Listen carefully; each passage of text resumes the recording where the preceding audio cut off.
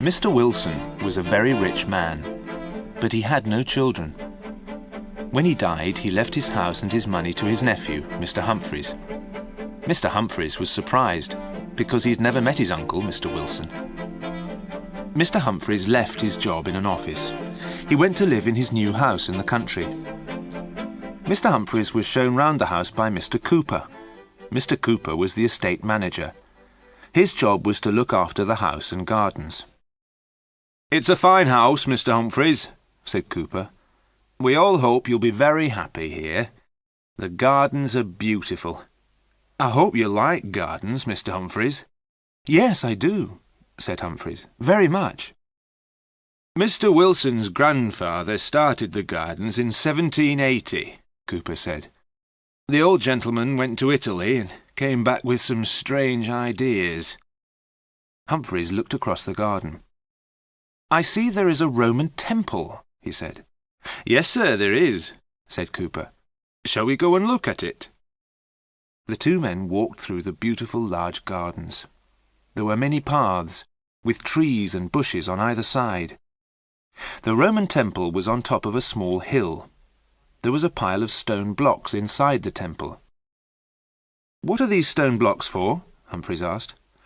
"I don't know, sir," said Cooper. "They came out of the maze." "The maze?" said Humphreys. "I didn't know there was a maze in the gardens. Did Mr. Wilson make it?" "No, he didn't, sir," said Cooper. "Mr. Wilson's grandfather planted the trees for the maze. Mr. Wilson never went in there. He didn't let anyone else go in either. 20 years ago, Mr. Wilson gave orders for these stones to be taken out of the maze. Then the gate to the maze was locked. No one has been in there since." Mr. Humphreys looked at the stone blocks. Each one had a letter cut into it. "How interesting," he said. "I want to look at this maze." "It's over there, sir," said Cooper, pointing to a small wood. "There's a wall around it and the gate's locked. I'll go to the house and get the key." Cooper went back to the house. Humphreys walked to the small wood. He found a wall with a gate. The gate was locked with an old padlock. Above the gate was some writing in Latin. "Secretum meum mihi et filius domus mei." "Let me see," Humphreys said.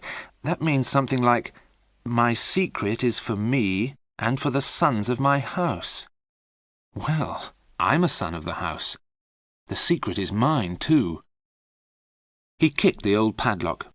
It broke and fell to the ground. He opened the gate and went into the maze. The picture sequence from the cinema has finished. You can look at it once more if you want. A dark path led into the maze. Inside, paths ran between thick hedges of tall yew trees. It was difficult to walk along the paths. The branches of the trees had grown across the paths. They almost blocked the way. Humphreys was the first person to walk in the maze for 20 years. He walked to the centre of the maze without getting lost. "This is too easy," he said to himself. "A maze is a puzzle. People always get lost in a maze." A stone column stood in the centre of the maze. It was about 4 feet high. On top of the column there was a metal globe. There were drawings and writing on the globe. It was dark and hot in the maze. There was no wind.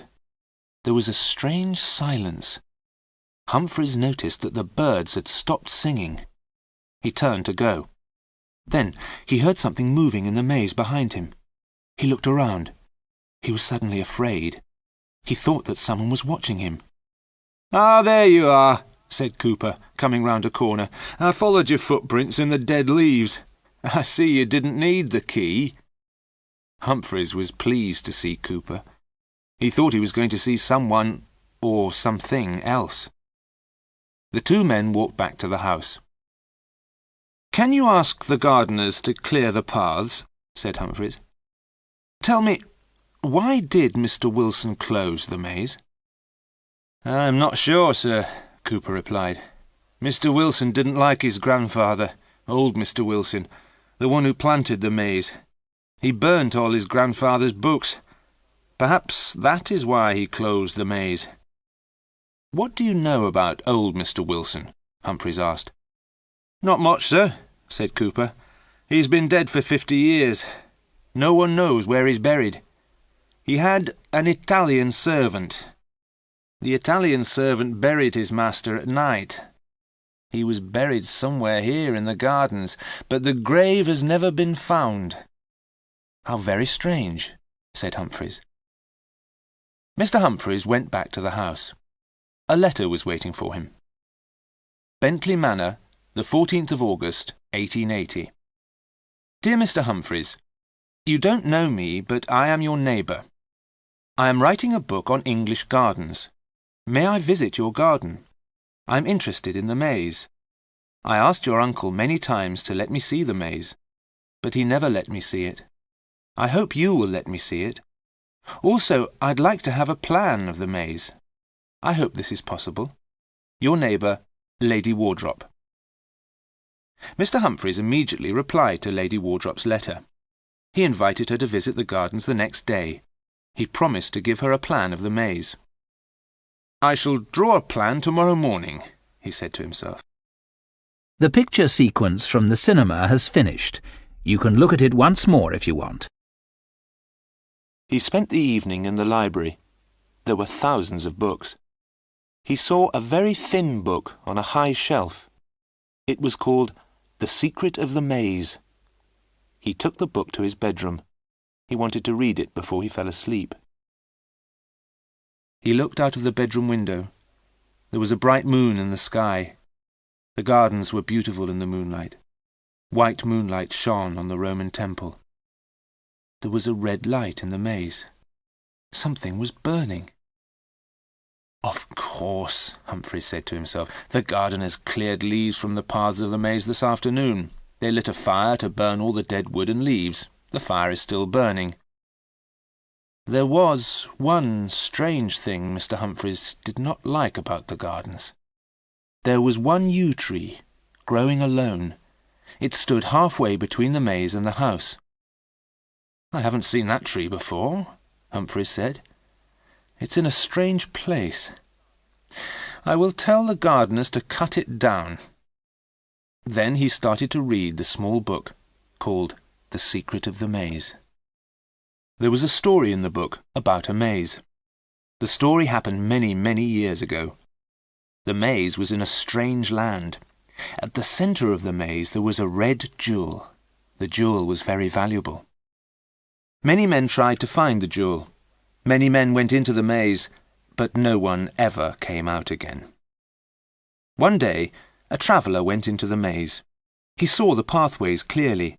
The sun was shining. The traveller found the centre of the maze by the end of the day. The red jewel was at the centre of the maze. The jewel was the colour of fire. A voice spoke to the traveller. "You have learned the secret of the maze." A doorway opened to a beautiful garden. The voice said, "This is the garden of peace. You may go in, but you may never leave the garden again. Choose between the garden and the jewel. You cannot have both." The traveller wanted to be a rich man. So he took the jewel, and the garden disappeared. The traveller tried to find the path out of the maze, but he got lost. Night fell. The creatures of the night came out of the ground. They had no eyes, but they could smell the traveller. They had sharp teeth and claws. They were hungry for flesh and blood. The traveller ran along the dark pathways. The night creatures followed him. All night the traveller ran through the maze. All night the creatures followed him. In the morning, the night creatures disappeared back into the ground.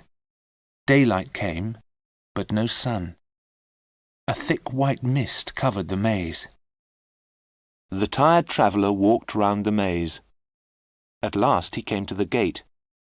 The gate was locked. Above the gate there was a sign. "No man may go out of this gate unless another man comes in." The traveller called through the gate to the people outside. "Come in and let me out. I know the secret of the maze. I have the jewel. Come in here and I will make you rich." But no one came. Humphreys put the book down and fell asleep. He started to dream. He was afraid. He was not in his bed. He was standing inside a gate. He was holding something in his hand. It was hot and red. It shone with a red light. There was a white mist all around him. He was calling out loudly, "Help me! Help me! Open the gate!" A face appeared at the gate. He thought he knew the person's face. The person smiled. He was opening the gate. Humphreys felt happy. "Free," he thought, "free at last!" Then he looked at the man who was opening the gate. He knew the man's face. It was himself. "No, no!" Humphreys cried out and woke up. He was on the floor beside his bed. The book he had been reading was gone. It was never found again. The picture sequence from the cinema has finished. You can look at it once more if you want. After breakfast, Humphreys took some paper and a pen. He went out into the garden. "I will draw a plan of the maze," he said to himself. Once again he walked straight to the centre of the maze. He did not get lost. The gardeners had done their job well. The pathways were clear. The gardeners had also cleaned the metal globe. Humphreys looked at the globe carefully. A strange creature was drawn round the centre of the globe. The words "Umbra Mortis," the shadow of death, were written below the creature. The creature was eating its own tail. Above the creature was a man with wings. The man's head was hidden by a ring at the top of the globe. Around the ring was written "Princeps Tenebrarum," the Prince of Darkness. The globe was very strange. Perhaps old Mr. Wilson had brought it back from Italy. Humphreys knocked on the metal globe with his hand. The metal did not seem very thick. The globe sounded hollow. Humphreys was surprised. The globe was hot. It burnt his hand. Was something burning inside the metal globe? He walked away from the globe. He started to draw a plan of the maze. It was difficult, and he made mistakes. Then it started to rain. Humphreys stopped drawing and went back to the house. In the afternoon the rain stopped. Soon after lunch, Lady Wardrop arrived. "It is very kind of you to let me see your gardens," Lady Wardrop said. "Tell me, do you have a plan of your maze?" "I started to draw one this morning," Humphreys said. "Oh, good," Lady Wardrop said. "Could you let me have a copy for my book?" Lady Wardrop talked about gardens. She had visited all the famous gardens in England. Humphreys listened politely and led her to the entrance of the maze. "Do you know the way to the centre of the maze?" asked Lady Wardrop. "Certainly," said Humphreys. "Please follow me." They walked around inside the maze for a quarter of an hour. They walked round and round in circles. Mr. Humphreys could not find the centre of the maze. "I am very sorry, Lady Wardrop," he said. "I was sure I knew the way. I've walked to the centre twice before without making a mistake." Lady Wardrop was hot and red in the face. "I've seen many mazes," she said, "but not one like this. It makes me feel strange." "Why?" Humphreys asked. "Look," said Lady Wardrop, pointing to a tree. "Here's my handkerchief. We came along here 5 minutes ago. I put my handkerchief on a tree on the right-hand side of the path. Now we've come this way again, but my handkerchief is on the left-hand side." "That's because we've come from the other direction," Humphreys said. "I'm not so sure," Lady Wardrop said. "Also, have you noticed those holes in the ground? There is one on the left-hand side of each corner." "Those are probably where the stone blocks came from," said Humphreys. "We're near the gate. Shall we leave the maze and I'll show you the stone blocks?" He took Lady Wardrop to the Roman temple. He showed her the stone blocks. "Mr. Wilson took them out of the maze," he said. "Each block has a letter cut into it." "That is probably the answer to the puzzle of the maze," said Lady Wardrop.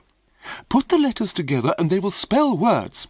When the stones were in their holes, you followed the words to find the centre of the maze. But of course you had to know the words. That was the secret." "Aha! Very simple," said Humphreys as they walked back to the house. "I will let you have a plan of the maze very soon." "Thank you very much," said Lady Wardrop. "Use string." "String? What do you mean?" Humphreys asked. "Tie a ball of string to the gate," said Lady Wardrop. "Take the ball of string with you as you go through the maze. Then you can't get lost." "What a good idea," said Humphreys. Humphreys went to bed early, but did not read. He did not want any more bad dreams. He looked out of the window. He remembered the yew tree growing near the house. But he was mistaken. There was no yew tree. He looked all around. The only yew tree he could see was outside the library. He had not seen it before. The picture sequence from the cinema has finished. You can look at it once more if you want. The next morning, he took paper and pencils and a ball of string into the gardens. He walked straight to the centre of the maze. "How did I get lost yesterday?" he asked himself. He tied the ball of string to the metal globe. Then he walked back to the gate carrying the ball of string. The string went from the centre of the maze to the entrance. Now it was easy to draw a plan, but it took him all day. He finished in the late afternoon and went back to the house for tea. There was a note from Lady Wardrop. The 16th of August. Dear Mr. Humphreys, thank you for showing me the maze. You won't forget to give me a plan, will you? Have you looked underneath the stone blocks? Have they got numbers on them? Yours sincerely, Lady Wardrop. Humphreys decided to look at the stone blocks again the next day. The evening was very hot. He opened all the windows. That yew tree outside the library window will have to be cut down, he thought. It shuts out the light, and the branches are growing everywhere. Some of them are coming into the room. He sat down and started to draw the plan of the maze. He worked until nearly midnight. From time to time, he looked at the window. He thought that there was someone outside. He felt someone was waiting to come in. But there was no one there. It was only the yew tree. He drew the last lines of his plan. As he finished, he saw a black mark on the paper in the centre of the plan. He looked at the mark. But it was not a mark on the paper. It was a hole. Humphreys saw the black hole becoming larger and larger. He looked down into the hole. There was something at the bottom of the hole. Something was coming up and up. Humphreys could not move. He looked at the thing that was coming nearer and nearer. It was grey and black. It was a ball with 2 holes for eyes. It came nearer, and Humphreys saw a face. It was a horribly burnt face. The thing reached out 2 black arms to pull Humphreys down into the hole. Humphreys screamed. He threw himself backwards. He tried to get away from the burnt face and arms. He cried out as he hit his head on the wall. Then everything went black. A doctor came to see Mr. Humphreys. "Mr. Humphreys needs a long rest," the doctor told Mr. Cooper. "He is speaking very strangely. He is talking about some stones in a Roman temple. He wants you to go and look at them. He wants to know if there are numbers on them. Mr. Humphreys wants to know if the letters on the blocks spell words. Also, he wants you to open the metal globe in the centre of the maze," the doctor went on. "After that, he wants you to cut down the maze and burn the trees." Lady Wardrop came to the house when she heard of Mr. Humphreys' illness. The gardeners were busy cutting down the maze and burning the yew trees. Cooper came up to her and said, "Excuse me, Lady Wardrop, but we've got 2 strange things here. Shall I show them to Mr. Humphreys?" "Let me see them," said Lady Wardrop. The first thing was a broken metal globe. Inside the globe was the burnt body of a man. "We think it's the body of old Mr. Wilson," said Cooper. "We never found out where he was buried." The second thing which Cooper showed Lady Wardrop was a row of stone blocks. They were outside the Roman temple. "There was a number on the bottom of each block," said Cooper. "I put them in order.